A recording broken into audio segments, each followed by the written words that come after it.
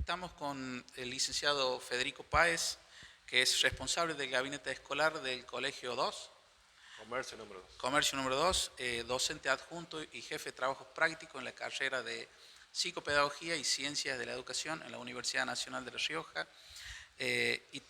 Justamente en Ciencias de la Educación es profesor de Filosofía, que es justamente la temática de la entrevista. Bueno, Federico, la pregunta inicial, digamos, es ¿cómo entendés la filosofía? ¿Qué entendés por filosofía vos? Bien, buenos días. Bueno, la filosofía, si vamos por los conceptos en cuanto a la autoría y si establecemos las definiciones de acuerdo a un autor argentino que se llama Eugenio Pucciarelli, etimológicamente es filo y sofos, que tenía dos connotaciones dentro de lo que era la etimología: amor a la sabiduría o amante al saber. Dentro de lo que más o menos son los relatos que se establecen ante muchos primeros filósofos, como son Pitágoras o como son Sócrates, podríamos dar como siempre este relato que establecía que algunos hombres le consultaban al oráculo de Delfos quién era un filósofo, y este oráculo establecía algunos nombres como Pitágoras o como Sócrates, dando a pensar de que la filosofía, en contraposición a otros saberes y al lugar que tuvo específicamente la península donde está ubicado el pueblo griego, podríamos decir que la filosofía es el pensamiento que permite al hombre occidental cambiar y dejar de lado lo mitológico,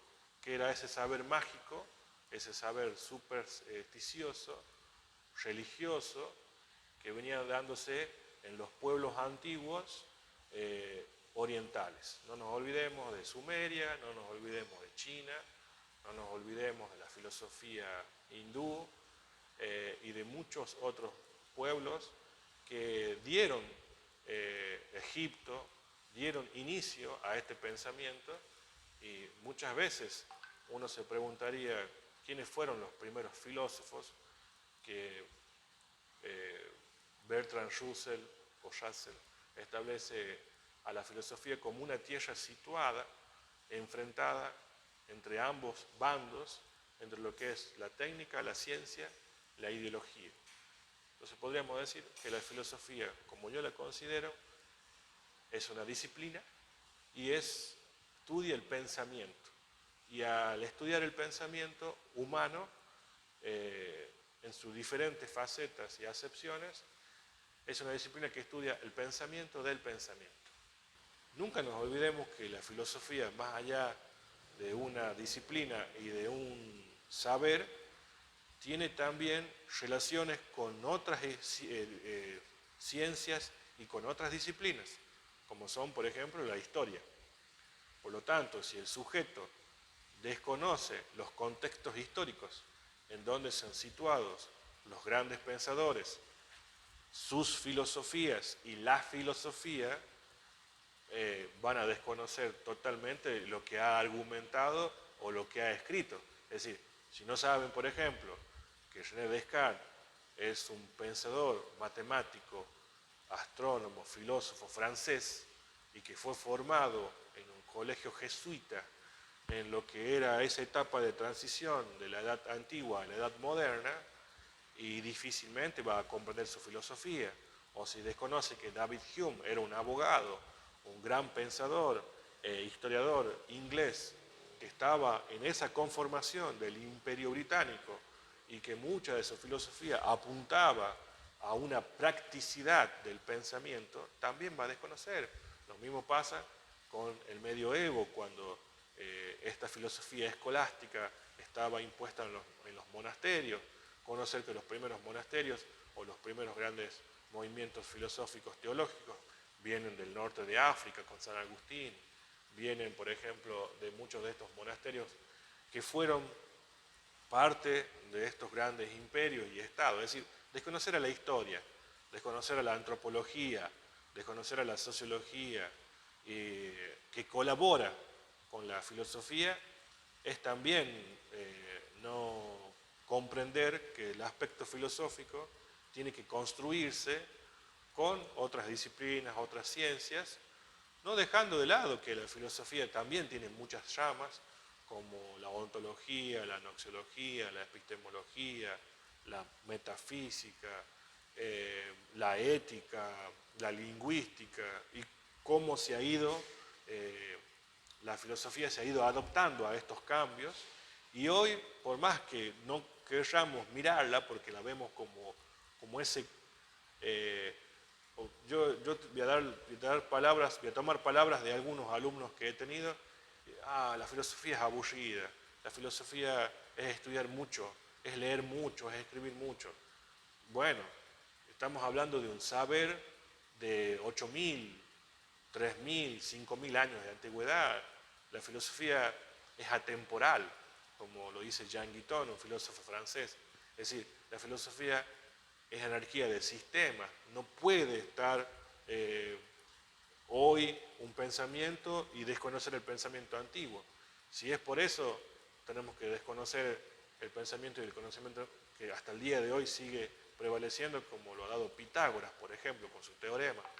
Por lo tanto, lo que yo quiero decir con esto es que enseñar hoy filosofía es también enseñar historia, enseñar cultura, enseñar cosas que han acontecido al hombre en ese recorrido del tiempo, en esa cultura. Por eso tenemos que establecer no solamente la sociología y la antropología, sino también a la psicología.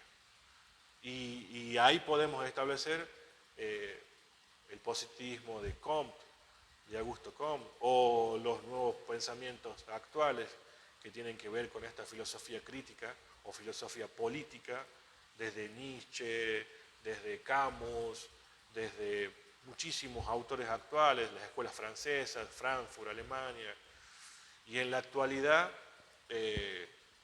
establecernos como Noam Chomsky en la lingüística y en la crítica de los discursos, y como Foucault tratar de entender el poder. Quien tiene el poder últimamente establece esos pensamientos filosóficos que hoy rigen a los diferentes hombres que conviven en un mundo cambiante. Hoy podríamos decir, vuelvo a repetir, tomando a Noam Chomsky, que en el mundo hay dos posturas muy marcadas de hombres que van a gobernar y van a regir en estos próximos años. El hombre estadounidense y el hombre chino. El comunismo chino capitalista y el capitalismo y liberalismo estadounidense, que están enfrentados por un factor en común. No solamente lo político, no solamente el poder armamentista y bélico, no solamente el poder que tiene que ver con sus políticas, sino el poder económico. El poder económico que ha atravesado y ha roto todo. Entonces, vuelvo a repetir, y volviendo a lo anterior, la dificultad en la experiencia que yo tengo como docente en filosofía es enseñar a pensar a los jóvenes, enseñar a reflexionar del mundo que los rodea y colocarnos en los orígenes del filosofar, el asombro, asombrarse del objeto que va a conocer, de la duda, dudar del objeto que va a conocer, y bueno, las situaciones límites y la angustia, que son los tres orígenes que permite al hombre filosofar.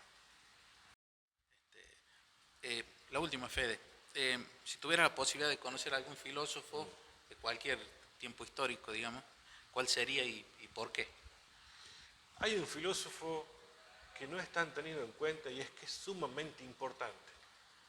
Y este filósofo es de origen holandés, se llama Baruch Spinoza. Es uno de los filósofos que se atrevió a hablar de ética. Uno de sus primeros textos habla de esa denominación ética, más allá de que se da el conocer de esa nueva disciplina o de esa nueva rama de la filosofía a otros filósofos, pero me hubiese me hubiese gustado conocer a Baruch Spinoza, un hombre que se atrevió a ir contra el poder teológico de la Iglesia Católica romana, no yendo a ninguna ideología, porque él no apoyaba ni al protestantismo luterano, ni a los otros protestantismos, sino que trataba de establecer a una religión que tenía que ver con el sentido común. No era el castigo, no era el miedo, sino que era la libertad del hombre de poder elegir su fe.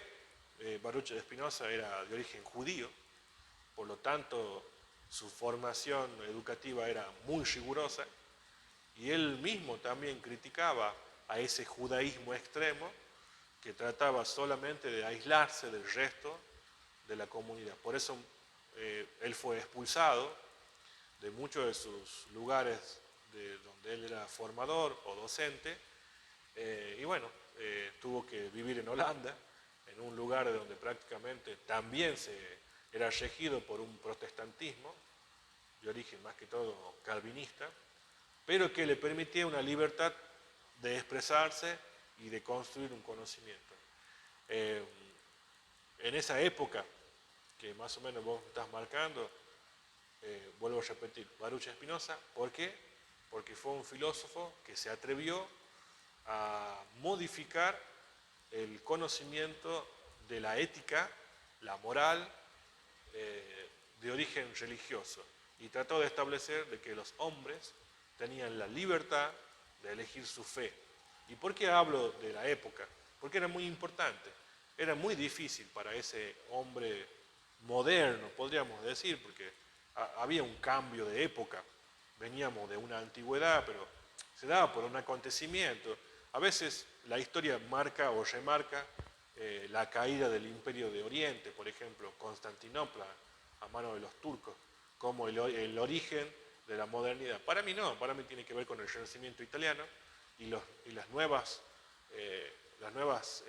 formas de ver ese otro mundo que solamente era atravesado por el catolicismo. No nos olvidemos que en este caso quien quería prevalecer en toda Europa era Roma, había como un volver a Roma, pero en este caso era Italia, y no eran siempre los mismos pensadores, eran diferentes pensadores, especialmente Maquiavelo, especialmente, podríamos decir así, Tomás Moro o Erasmo de Rotterdam.